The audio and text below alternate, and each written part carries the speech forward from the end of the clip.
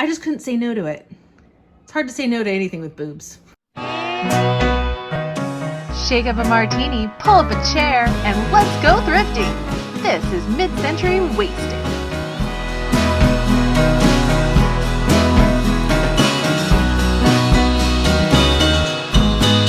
Hello everyone, and welcome back to Mid-Century Wasted. I am Jamie. Thank you for joining me today. Today I have a relatively small little haul video for you. This is all the stuff that I picked up on a trip to SAVERS last summer, 2019, August 2019. My most recent video, if you haven't watched that, it was the Shop With Me video where I was having some end of summer blues last year and took a late night trip to SAVERS because what doesn't cheer a person up like going to a thrift store?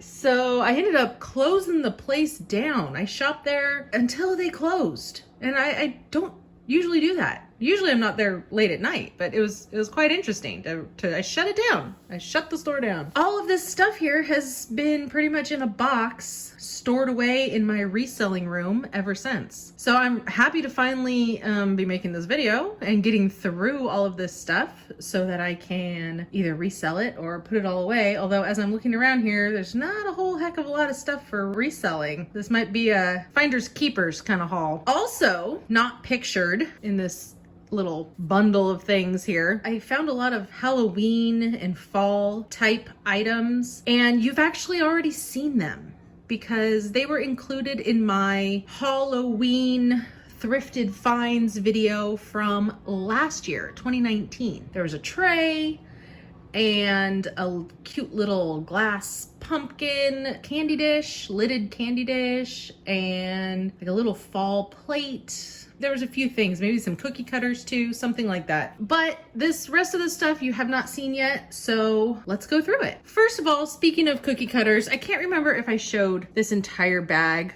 or not last time. As you can see, it was $1.49 for this whole bag of cookie cutters. And actually I did have a 20% off everything coupon, I believe. But, you know, here's a little acorn and a turkey.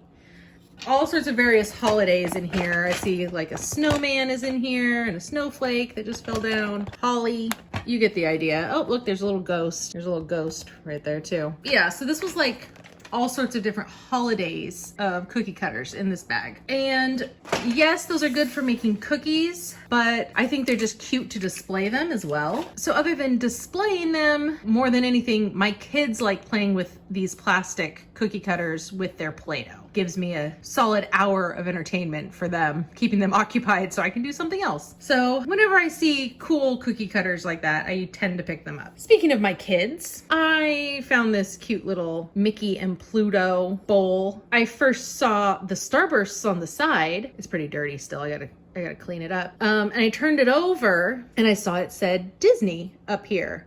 And I was like, Disney, what? And then I looked in the center of it, in the bottom of it, and I realized it was Mickey and Pluto with this cool mid-century starburst diamond kind of pattern on the outside. So $3 minus 20%, I figured I might as well pick that up for my kids. Super cute. Oh, these are so heavy. Next, a set of 3, again, have not been cleaned yet. 3 very heavy metal enamel bowls. I don't know who makes these. There are utensil marks in the bottoms of these, but I have a lot of success getting utensil marks off with Barkeeper's Friend. So I will try to clean these up. I have not yet decided if I'm selling or keeping these. I adore this little flower pattern on the outside, and these are very heavy bowls. So to me, that signifies good quality bowls. So I need to look these up and see if they have some kind of astronomical value. If they do, and there's a set of 3, they all match, I would sell them. And they're in very good condition. You do see a few little chips and dings to the paint there, but for the most part, they're in really good shape, and I think I can clean them up really, really well. If they're not worth anything, and as you can see, I paid $7 for the set of 3. If it's not worth it to sell it, I don't mind one bit keeping these. In fact, I was just cooking the other day and I needed some little bowls, like quick and handy bowls, when I don't feel like taking out my entire like Pyrex set to bake something or cook something. Bowls like this would be really handy to have as just like little prep bowls. So we'll see what I end up doing with those. Next, so this caught my eye when I was there shopping. I kind of knew like immediately it was Swedish, but I turned it over anyway and it was verified Swedish. This is a candelabra, obviously, and it's like Mrs. Butterworth and Lumiere had a baby, and here she is.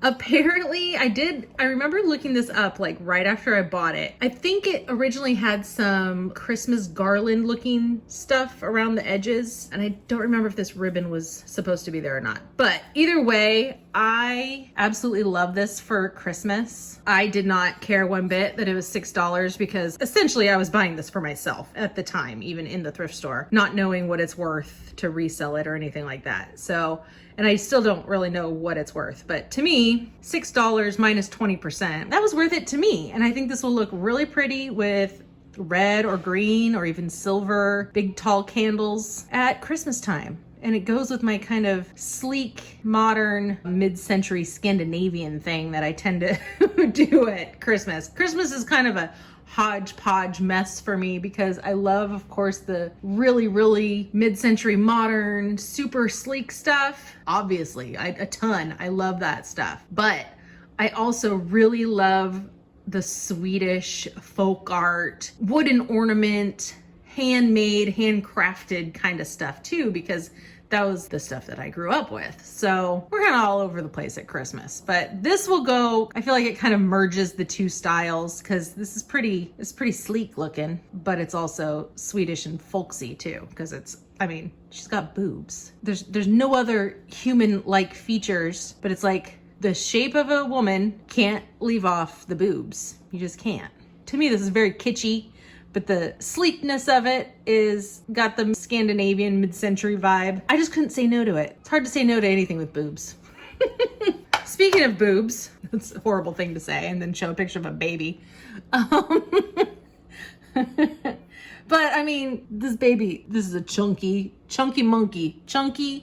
baby. I already have a problem with not being able to leave photographs behind anywhere whenever I see them. I have a problem with not being able to leave a picture of a baby for sure. Look at the look on the baby, the rolls.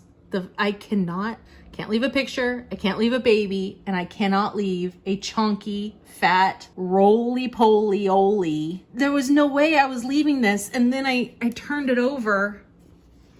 RWK. Is it RWK or RWIC? Looks like RWK. I don't know what that means. Those are probably initials, but 1907. So this is a true antique picture of the fattest baby who ever lived, probably in 1907. I don't think fat, roly, chunky babies were common in 1907. Wasn't everyone just like starving to death back then? It certainly wasn't the way it is today. But look at the bonnet and look at the shoes. Sometimes things just go into your cart with very little thought or consideration of why. It just happens. And it was less than $3 after my discount. So, I mean, this old frame alone would be worth that.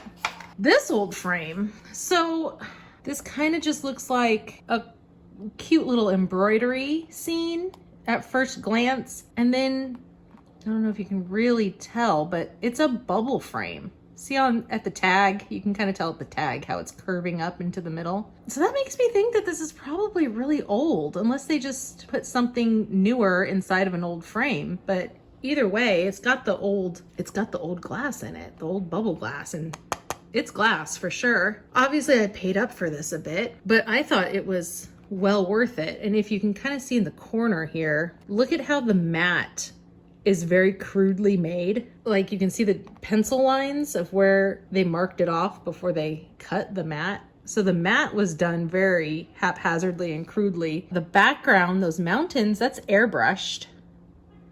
Those are airbrushed mountains. And then this embroidery applique was kind of put on top. So overall, It's just a very, I don't know, it's something, it's like when you really look at it, it's something I've never seen anything quite like this before. And I really love the bubble frame, the bubble glass. Here's the back. The back is very unassuming. There are some like sharp parts poking through here and the hanger has come off. So, I mean, it's old. You can see how the frame was put together. Like it's primitive. It's definitely prior to mid-century with that bubble frame. And sometimes I am drawn to just really, really old things, you know, it's just one of those things. Lastly, I'm kind of taking off my mid-century modern collector's hat and putting on my reseller's hat for a minute here. And, you know, sometimes I do that when I'm shopping. I'm not going to just like turn down a buck. So here's a Starbucks coffee mug. Puerto Vallarta. I don't know if this particular one is worth a whole lot. I feel like I looked it up in the store before paying $4 for it, but I don't remember off the top of my head what these go for, or at least what they went for last summer when I bought this. Maybe I have overspent for it. Maybe I'm gonna end up just keeping this because you never know. Although I've never been to Puerto Vallarta and I wouldn't want to have a mug for somewhere that I have never been to before, but maybe that just means I need to go to Puerto Vallarta. It still has the original barcode tag on the bottom and the kind of warning label. It's in Espanol, so I think it's just like the maker, like where it's from, China. It's for distribution or something. My Spanish, I'm not up on my Spanish, but yeah, I got that to resell it. It's in perfect condition. It's dusty and a little needs to be cleaned out on the inside, but there's no chips or cracks or anything. And the Starbucks You Are Here mugs are a little different than this one, but I believe that this series, I don't know what the series is called, but I believe this series was collectible as well. And I thought because it's Puerto Vallarta, it's not like, you know, Los Angeles or San Diego or someplace kind of common. It might be a decent seller. Let's just put it that way. So there actually was one more thing that I picked up at the SAVERS trip that I did not show you in the haul, and it is because these have sold already. I actually sold these on eBay a few months ago. It's a set of 2 cups and 2 saucers that were actually hotelware, which is a little different than restaurant ware, but very similar in the same vein. And I'm going to flip this over and pause it here. They were made expressly for the Caribe Hilton by Corning. So not only is this Corningware, which is the parent company of Pyrex and Corel, but these were made for a Hilton hotel. And at the time, I did not know what Hilton hotel that was, but I looked it up and it's actually in Puerto Rico. So that's kind of even doubly cool because it's someplace not in the continental United States anyway. And they were made for the hotel, meaning they were probably used in the restaurant or for room service, things like that. And this little pair of demi-tasse or espresso cup and saucer, the set of them sold for $20 plus shipping on eBay. So with my discount, I paid less than $5 at the store for the pair and ended up making a pretty good profit. Good enough to make it worth my while anyway. So I was happy with that purchase. Okay. Last but not least, I got a Graceland Elvis name mug. This is one of those gift shop name mugs. It's for Chuck. You know, they would come in all the different names. You would find your name on the shelf and hope it was spelled right. And this was a souvenir from Graceland, someplace I have never been, but would love to go to someday. I find these all the time for Disneyland, Knott's Berry Farm, Legoland, all of the amusement parks and places near me in Southern California. I find these all the time. So finding a Graceland one definitely caught my eye a little bit. I mean, plus it's Elvis, come on. There's a little signature on the inside of the mug, so you can look at your name and then see Elvis's name as you take a sip. So, why, Jamie? Why would you buy an Elvis Chuck mug? Well, I have an idea. And you may have noticed, I've been posting about it on Instagram anyway, that I am getting rather close to my 1,000 subscriber marker on YouTube, which is a big deal because it means that you're one step closer to being able to be monetized. And that's a big deal, obviously. So as I get closer to this 1,000 subscriber mark, I want to start giving some stuff away. And I decided, because I have a passion, not just a love, but a passion for coffee and coffee mugs. One of my first collections ever were coffee mugs. I decided I'm gonna start buying name mugs, which you can find all the time, but still it's kind of like, why a name mug? Because it's gonna be hard to find a Chuck, I think, who also likes Elvis. I'm gonna start buying these and giving them away to the first person named Chuck who contacts me. That's the giveaway. And it's different than a lot of people's giveaways where there's just kind of like a random number drawn or something like that. Literally, you gotta just be fast and be the first person to contact me. I'm not gonna be running a background check on you or anything like that. If your name is Chuck or Charles, I'll take Charles too on this one, because Chuck is gonna be, I mean, this is kind of a hard sell. I started with a really hard name, I think. But literally the first person to just comment in the comment box down below that says, my name's Chuck or my name's Charles, I'm gonna give it to you. I'm gonna just mail you this mug for free. You don't have to pay for shipping or anything. I'm just gonna send it to you. So yeah, but please, like, really don't do it unless your name really is Chuck or Charles. Like, this is the honor system here. The first Chuck or Charles to contact me down in the comments below this video has to be in the comments. You can't just email me and say, hey, my name's Charles. Like, here's my address. You got to comment in the comment section. And then I, will be in contact. You can email me after that. If I say like, okay, it's yours, send me an email, then email me and I'll get your address and everything and I'll send it on its way. But that's the giveaway. And I have many names of all different places. And I'm going to be doing one every haul video or every chance I get here on YouTube from now until I get to 1,000 subscribers. So, and I'll also post about it on Instagram if you miss my video. So, Chuck, comment. If you know a Chuck or a Charles, tell them to come to this video and comment down below, so that they can get their new Elvis Graceland Chuck mug. Sound good? All right, guys, that's it for today. This was a rather short one, but there's a giveaway. So we had to just kind of cut to the chase here. Thank you for watching. Please comment if your name is Chuck, or if you know a Chuck, or you're a Charles, or a Chaz, or anything close. Because Chuck is gonna be a hard one. I should have started with like Kathy or something common.